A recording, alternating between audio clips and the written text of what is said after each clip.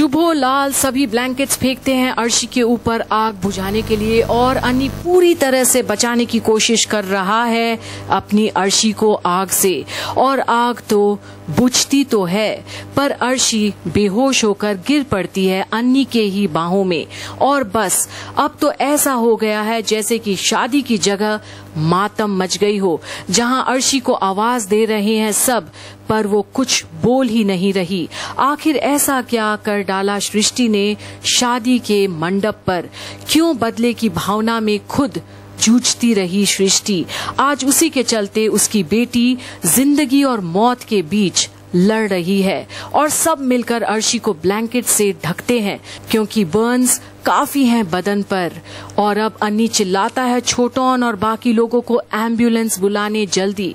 और अब किसी को भी नहीं पता कि अर्शी बचेगी भी या नहीं, जल जो गई है इतना।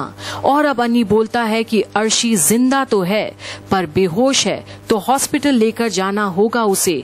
और छोटोन को तो जैसे समझ ही नहीं आ रहा कि हुआ क्या है ये सब अचानक। और अब इंतजार नहीं करता अन्नी एम्बुलेंस का भी और गोद में उठाकर लेकर जाने वाला होता है अर्शी को।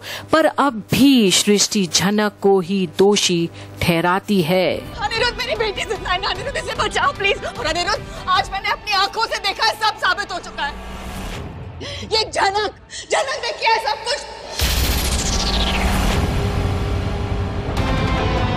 और अब सबके सामने झनक का नाम लेती है सृष्टि और सभी शॉक्ड होते हैं। मैंने दिया झनक के पाँव के पास रखा था, इसने अर्शी की साड़ी की तरफ उसे धक्का दिया है, सब झनक की वजह से हुआ है।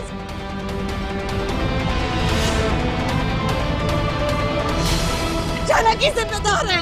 अर्शी आंटी ये बकवास करने का वक्त नहीं है, इस वक्त अर्शी को बचाना जरूरी है। हाँ अनी तू जल्दी लेकर जा। सृष्टि ये सब कुछ सोचने का समय नहीं है।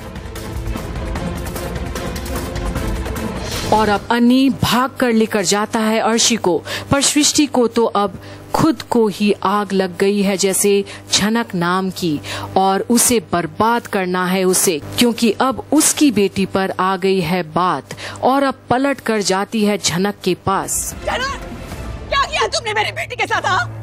मैंने दिया तुम्हें रखने के लिए दिया था, मेरी बेटी को जलाने के लिए नहीं। और सब ये सुन हैरान है कि आखिर क्या वाकई में झनक ने ऐसा जानबूझकर कर दिया है ताकि अन्नी उसका ही हो। पर झनक को खुद को सदमा लगा हुआ है, पहले खुद जली थी और अब अर्शी दीदी। पर सृष्टि अब झनक को नहीं छोड़ने वाली। क्या बोले जा रही हो तुम? सच कह रही हूँ, सबने देखा है। मैंने दिया इसके पाँव के पास रखा था, इसने अर्शी की तरफ उसे धक्का दिया है, मेरी बेटी को जला दिया। और जहां मीनू आगे बढ़ती तो है बताने के लिए कि उसने क्या देखा, रुकती है क्योंकि उसे कुछ पता ही नहीं कि झनक के साथ ये लोग ऐसा बर्ताव आखिर क्यों कर रहे हैं।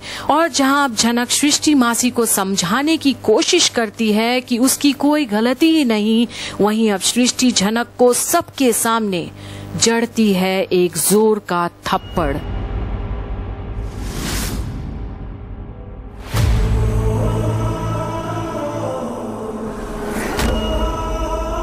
और ये तो सबसे बड़ा इंसल्ट है झनक के लिए, जहां सृष्टि उसे चुप रहने के लिए कहती है पर झनक अब बहुत कमजोर है सबके सामने, और कौन सुनेगा उसकी बात। बेटी को कुछ हुआ ना तो मैं तुम्हारी जिंदगी तबाह कर दूंगी।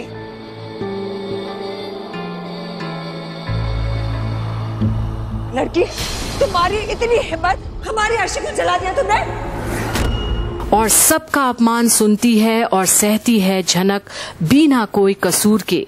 और अब तो बिपाशा भी सृष्टि के हाँ में हाँ मिलाती है। लड़की ने सब कुछ जानबूझकर किया है, सृष्टि आंटी बिल्कुल सही कह रही है। और ये सबको झनक के बारे में ये सब बोल देख मीनू हैरान है। उसने तो सब कुछ देखा है पर क्यों आज झनक को इतना जलील कर रहे हैं सब, उसे नहीं पता। तुम्हारी जिंदगी अब तबाह कर दूंगी। सुना तुमने? हमें अर्शी को हॉस्पिटल ले जाना है, जल्दी चलो। और इस कदर अब विनायक सृष्टि को लेकर जाता है हॉस्पिटल अर्शी के पास। ये सब बकवास से बाहर, पर झनक अब एक मूर्ति की तरह है। उसे कुछ समझ ही नहीं आ रहा कि वो करे भी तो क्या। कोई उसकी बातों का विश्वास क्यों नहीं कर रहा।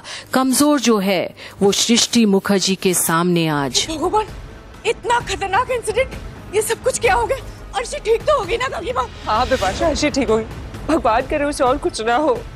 मुझे लगता है उसके पाँव जल गए हैं। काकी माँ, हमें जल्द से जल्द हॉस्पिटल जाना होगा। हाँ हाँ प्लीज बिपाशा, चलिए। हम चलते। बीजू बहू, ड्राइवर को अपने साथ ले जाओ और खबर करते रहना हम लोग को। हाँ हाँ बाप, हटो यार से। पर कोई तो है जिसे झनक के साथ किया बर्ताव पसंद नहीं, और वो है मीनू और छोटौन। पर अब क्या झनक के खातिर आएंगे दोनों साथ, झनक को इस चक्रव्यूह से बचाने, सृष्टि से बचाने। देखते रहिए, जहां अब झनक फंस गई है बुरी तरह सृष्टि के चक्रव्यूह में, क्या वो निकल पाएगी? देखते रहिए झनक की अपडेट्स यहीं कंप्लीट बॉलीवुड पर।